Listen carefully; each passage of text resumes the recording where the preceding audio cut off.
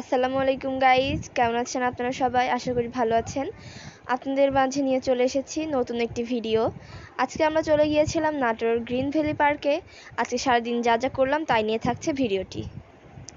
এই যে গাইজ, আমরা এখন চলে এসেছি পার্কটির ভেতরে এবং এখানকার এরিয়াটি অনেক বড় এবং অনেক সুন্দর। আমরা এখন চলে আসছি পার্কটির ভেতরে সবচেয়ে উঁচু একটি জায়গায়। এখান থেকে সব কিছু ভালো করে দেখা যাচ্ছে। এখানকার পরিবেশটা আসলেই অনেক সুন্দর।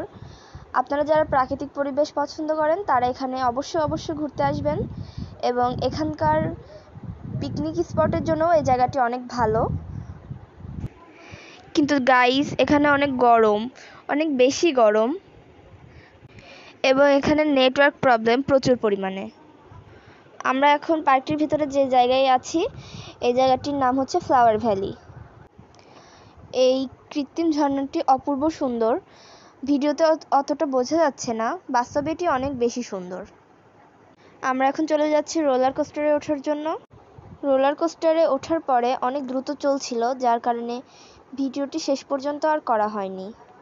এখন আমি আপনাদের দেখাবো এই ভিডিওটির সবচেয়ে সুন্দর একটি পার্ট। গোলাপ আমার খুবই পছন্দের একটি ফুল। এখানে অনেক প্রকারের গোলাপ আপনারা দেখতে পাচ্ছেন, লাল, হলুদ, গোলাপি, অনেক ধরনের গোলাপ রয়েছে এখানে। সাদা গোলাপগুলো দেখতে বেশি কিউট। এই বাগানটির ভেতরে ঢোকা নিষেধ ছিল, কিন্তু মাশাআল্লাহ ফুলগুলো এত সুন্দর যে এর কাছে না এসে আমি থাকতে পারলাম না।